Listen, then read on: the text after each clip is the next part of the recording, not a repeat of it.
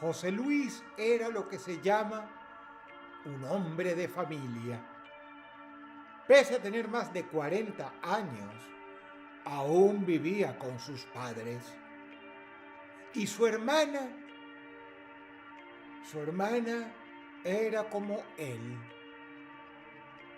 De hecho, según algunos rumores, muy apegada a él.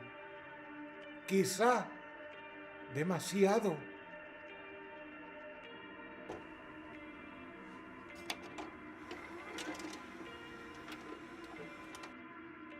José Luis era retraído y no muy sociable.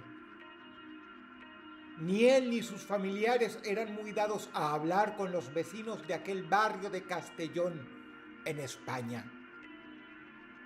Barrio en el que los vecinos lo veían más que nada a él, quien era el que salía a hacer los mandados.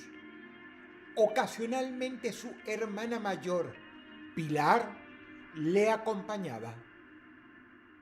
De ella se sospechaba que padecía algún grado de retraso.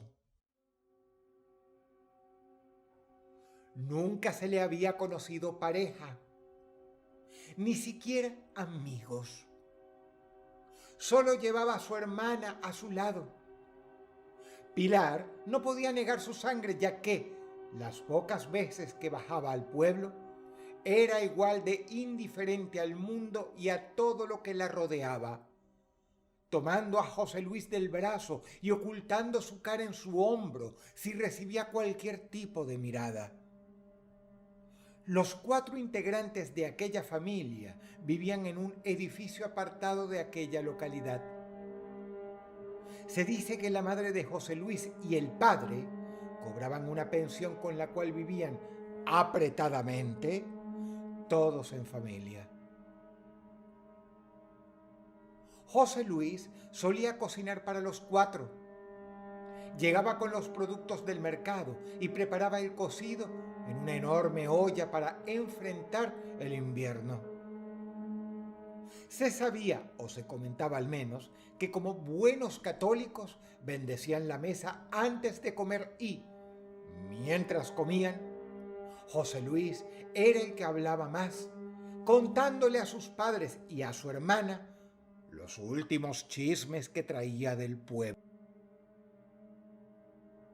Esto era lo que se sabía según los propios comentarios de José Luis en el pueblo.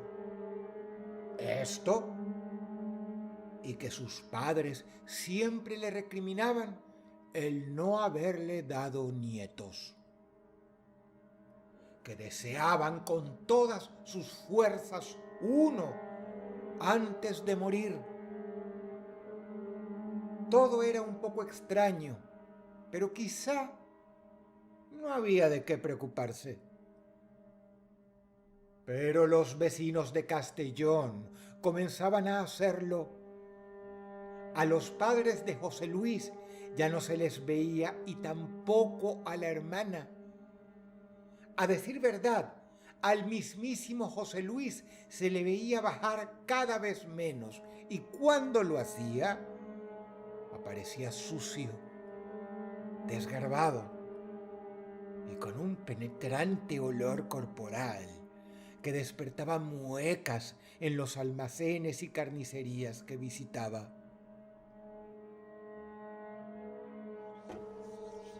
¿Están bien tus padres, José Luis?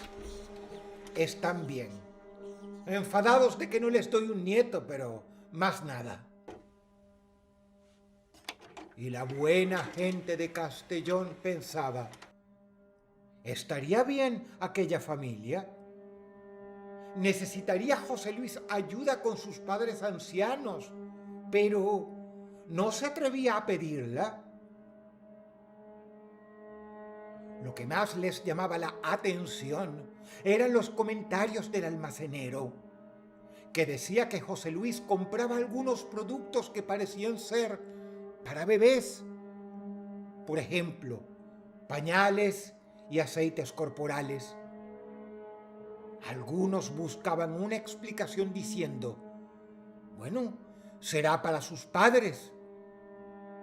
Pero el almacenero retrucaba que no, que son pañales para críos.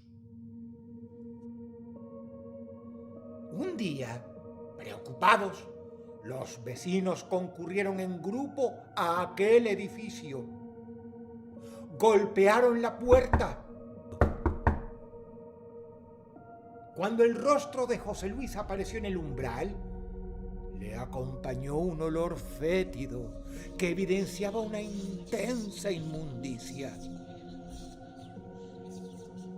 Dijo que sus padres estaban bien, solo que estaban cansados y ancianos, y su hermana, pues, también tenía su edad ya y sufría bastante de los huesos, por lo cual ya ninguno en la familia salía. Pero José Luis les agradeció y, tras despedir a los vecinos, cerró aquella puerta, dejándolos a todos sorprendidos por la enorme suciedad que se podía ver en aquel hogar desde afuera no más. Pero lo que más les impactó fue que habían escuchado el llanto de un bebé desde las entrañas de aquel decaído lugar. En ese punto fue que avisaron a las autoridades, creyendo que estaban ante un caso de abandono de personas adultas, que quizá José Luis, a quien no atribuían ninguna mala intención, ya no se ocupaba de sus padres, ni de asearlos, ni de cuidarlos, simplemente porque él tampoco estaba muy bien de su cabeza. ¿Y la hermana? Bueno, la hermana era como él. También sospechaban que podía haber una criatura raptada por aquellos dos hermanos tan extraños. Fue así que la policía golpeó también aquella puerta para hablar con él. José Luis los atendió y les preguntó qué sucedía. Le preguntaron si él y su familia se encontraban bien, a lo que dijo que sí.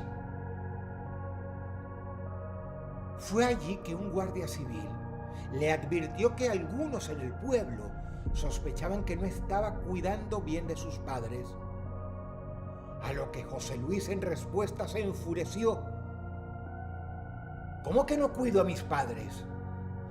Siempre les abrigo y les hago la comida todos los días y se las sirvo. Mi padre está muy débil. A veces le tengo que ayudar a comer. Soy un buen hijo. Puede pasar y comprobarlo. Mirando hacia adentro, José Luis gritó: ¡Mamá! ¡Papá! Van a pasar unos guardias a ver si estáis bien.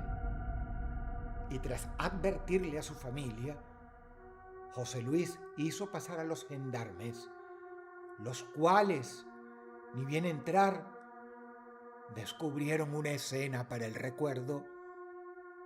Allí estaban, sentados en la mesa, sí, su padre y su madre. Su hermana Pilar estaba un poco más alejada en una silla de tipo hamaca, moviéndose lentamente de la última vez que el propio José Luis la meció. Y sus padres, con un plato de comida cada uno, delante.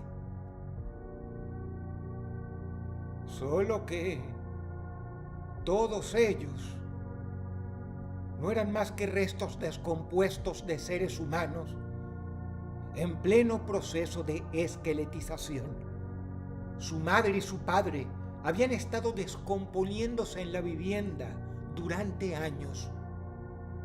Los restos de la familia de José Luis llevaban un largo tiempo sin ser enterrados ni tratados. Y el hombre había estado viviendo en el mismo lugar con ellos, rodeado por sus cuerpos. En cuanto a su hermana Pilar, si bien estaba rodeada de moscas e hinchada, parecía no tener más que un par de meses de fallecida. El color era violáceo y las larvas se movían en sus carnes putrefactas. Tenía uno de sus pechos fuera de su vestido y, acomodado a la fuerza contra ella, con sogas de forma brutal, lloraba un bebé absolutamente bañado en inmundicia. Al parecer, José Luis mantenía relaciones impropias con su hermana Pilar y la había embarazado, tras lo cual ella ya no salió de aquella casa. Durante el parto mal atendido por José Luis, Pilar murió de una severa hemorragia, como establecieron después los forenses.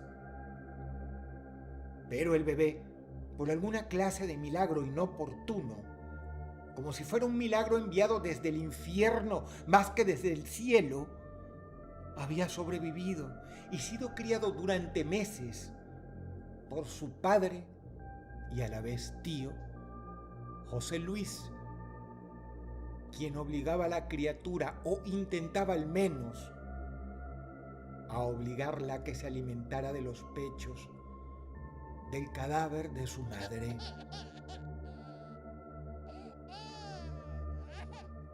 Las autoridades no encontraron signos de violencia que indicaran que el hombre hubiera asesinado a su familia.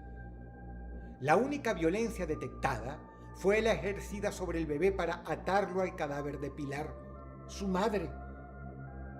Al preguntársele por el bebé, José Luis simplemente contestó: pues eso, querían un nieto. Se presume que sus familiares murieron por causas naturales o por enfermedades no especificadas.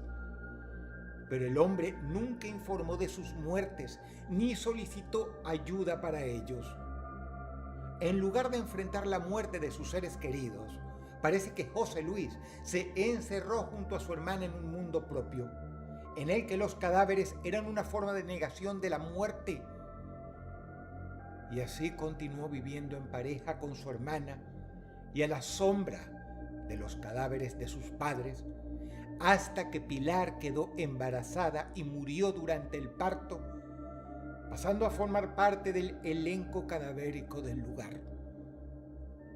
En aquella familia, los muertos no eran enterrados a medida que morían, sino mantenidos en su lugar, seguramente con la complicidad de los que se iban quedando vivos, en una especie de negación colectiva en la cual la muerte simplemente no era aceptada ni asumida. Después de todo, eran una familia solitaria y solo se tenían los unos a los otros. Cuando se llevaron a José Luis para internarle, se cuenta que lloraba al ver que también se llevaban los cuerpos de su hermana, de su padre y de su madre, angustiado y preguntando qué iban a hacer con ellos.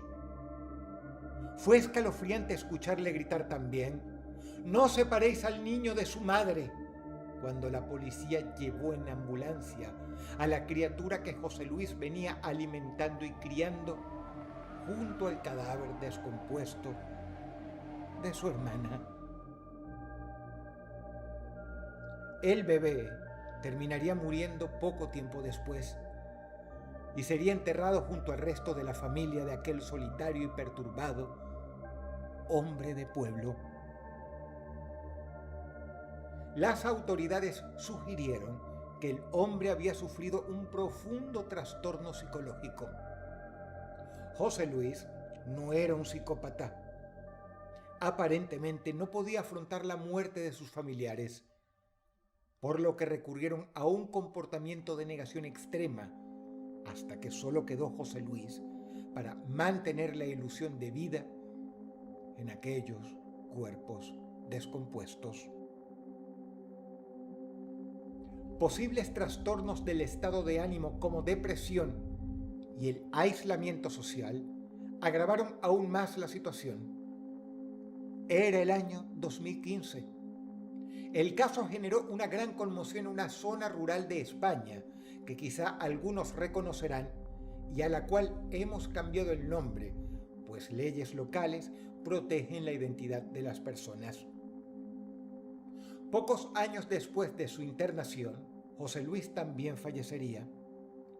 A su manera, pudo finalmente volver a reunirse con aquellos familiares a quienes había amado y cuidado, incluso después de muertos.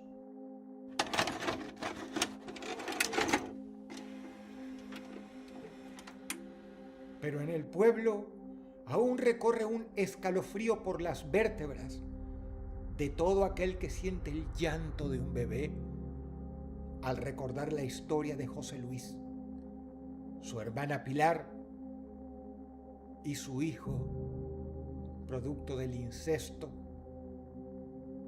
y sus padres muertos.